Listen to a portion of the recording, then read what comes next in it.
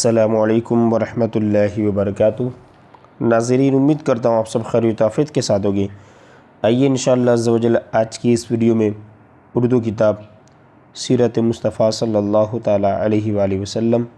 کا part number 90 part number 90 ہم پڑھیں گے۔ اب بھی اگر اسلامک پروڈکٹس میں اردو بیسک بکس، عربی بکس، پلاسٹک دانہ والی تسبیح اور اسلامک ڈیجیٹل تسبیح، اسلامک بروچز، اومانی کیپس، قرآن پاک، قاعدہ، عطر اور پرفیوم اور جانماز اور اسلامک حجاب، رومالی، دوپٹہ، یہ تمام چیزیں، نقاب وغیرہ ہمارے اس اسٹور پر آپ کو مل جائیں۔ تو آپ بھی ہماری Instagram I D IAT store کو ضرور فالو کریں تاکہ آپ کو اپڈیٹ ملتے رہے، اور اسکرین پر دیے ہوئے نمبر پر بھی آپ واٹس ایپ پر آرڈر بک کر سکتے ہیں۔ اور چونکہ اس سے پہلے کئی پارٹس آپ دیکھ رہے ہوگے کنٹینیو، جنگ بدر کا جو بیان ہے وہ بالکل تفصیل کے ساتھ چل رہا ہے۔ اب آئیے آخر میں کفار کی لاشوں سے خطاب ہے نا، یعنی حضور نے کیا کہا ان کی لاشوں سے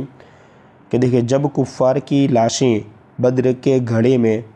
ڈال دی گئی تو حضور سرور عالم صلی اللہ تعالی وسلم نے اس گھڑے کے کنارے کھڑے ہو کر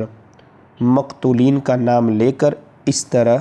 پکارا، یعنی جو مارے گئے نا ان کا نام لے کر اس طرح پکارا کہ اے عتبہ بن ربیعہ، اے شیبہ بن ربیعہ، اے فلاں اے فلاں، کیا تم لوگوں نے اپنے رب کے وعدے کو سچا پایا؟ ہم نے تو اپنے رب کے وعدے کو بالکل ٹھیک ٹھیک سچ پایا۔ حضرت عمر فاروق اعظم رضی اللہ تعالیٰ عنہ نے جب دیکھا کہ حضور صلی اللہ تعالی وسلم کفار کی لاشوں سے خطاب فرما رہے ہیں تو ان کو بڑا تعجب ہوا، چنانچہ انہوں نے عرض کیا کہ یا رسول اللہ صلی اللہ تعالی وسلم، کیا آپ ان بے روح کے جسموں سے کلام فرما رہے ہیں؟ یہ سن کر حضور صلی اللہ تعالی وسلم نے ارشاد فرمایا کہ اے عمر، قسم خدا کی جس کے قبضہ قدرت میں میری جان ہے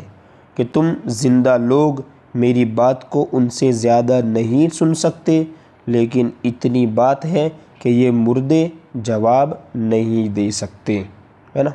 ٹھیک ہے۔ اس طرح اس کے بعد دیکھیے ضروری تنبیہ، بخاری وغیرہ کی اس حدیث سے یہ مسئلہ ثابت ہوا کہ جب کفار کے مردے زندوں کی بات سنتے ہیں تو پھر مومنین خصوصاً اولیاء، شہداء، انبیاء علیہم السلام وفات کے بعد یقیناً ہم زندوں کا سلام و کلام اور ہماری فریادیں سنتے ہیں، اور حضور صلی اللہ تعالیٰ علیہ وسلم نے جب کفار کی مردہ لاشوں کو پکارا تو پھر خدا کے برگزیدہ بندوں یعنی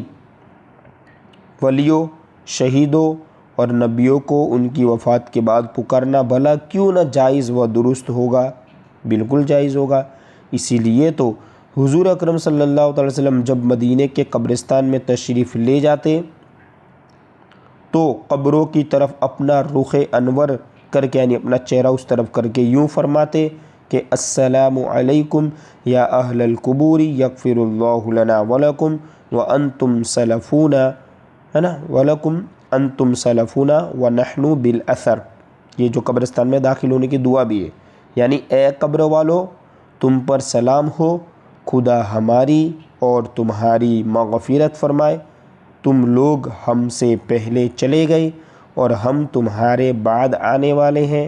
اور حضور صلی اللہ تعالی وسلم نے اپنی امت کو بھی یہی حکم دیا ہے، اور صحابہ کرام رضی اللہ تعالیٰ عنہم کو اس کی تعلیم دیتے تھے کہ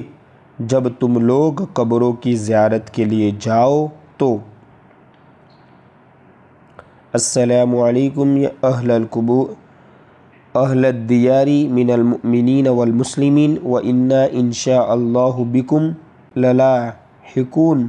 نسأل اللہ لنا ولکم العافیہ۔ یعنی ان حدیثوں سے ظاہر ہے کہ مردے زندوں کا سلام و کلام سنتے ہیں، ورنہ ظاہر ہے کہ جو لوگ سنتے ہی نہیں ان کو سلام کرنے سے کیا حاصل؟ ظاہر سی بات ہے، سلام کیوں کرے جب سنتے ہی نہیں تو۔ اس طرح مدینے کو واپسی، فتح کے بعد 3 دن تک حضور صلی اللہ تعالیٰ علیہ وآلہ وسلم نے بدر میں قیام فرمایا، پھر تمام اموال غنیمت، یعنی جو غنیمت مال تھا، اور کفار قیدیوں کو ساتھ لے کر روانہ ہوئے۔ جب وادی صفرا میں پہنچے تو اموال غنیمت کو مجاہدین کے درمیان تقسیم فرما دیا، یعنی بانٹ دیا، ٹھیک ہے۔ حضرت عثمان غنی رضی اللہ تعالیٰ عنہ کی زوجہ محترمہ حضرت بی بی رقیہ رضی اللہ تعالیٰ عنہ، جو حضور صلی اللہ علیہ وسلم کی صاحبزادی تھی، جنگ بدر کے موقع پر بیمار تھے، اس لیے حضور صلی اللہ علیہ وسلم نے حضرت عثمان غنی کو صاحبزادی کی تیمارداری کے لیے مدینہ میں رہنے کا حکم دے دیا تھا، اس لیے وہ جنگ بدر میں شامل نہ ہو سکے، مگر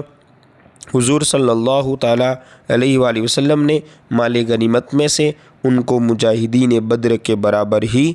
حصہ دیا اور ان کے برابر ہی اجر و ثواب کی بشارت بھی دی۔ اسی لیے حضرت عثمان غنی رضی اللہ تعالیٰ عنہ کو بھی اصحاب بدر کی فہرست میں شمار کیا گیا ہے، ٹھیک ہے۔ اس طرح دیکھیں مجاہدین بدر کا استقبال۔ حضور اقدس صلی اللہ تعالی وسلم نے فتح کے بعد حضرت زید بن حارثہ رضی اللہ تعالی عنہ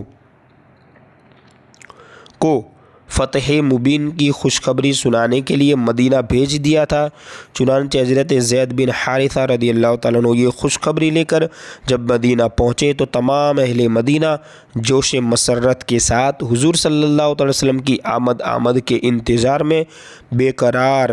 رہنے لگے، اور جب تشریف آوری کی خبر پہنچی تو اہل مدینہ نے آگے بڑھ کر مقام روحہ میں آپ کا پرجوش استقبال کیا۔ سبحان اللہ،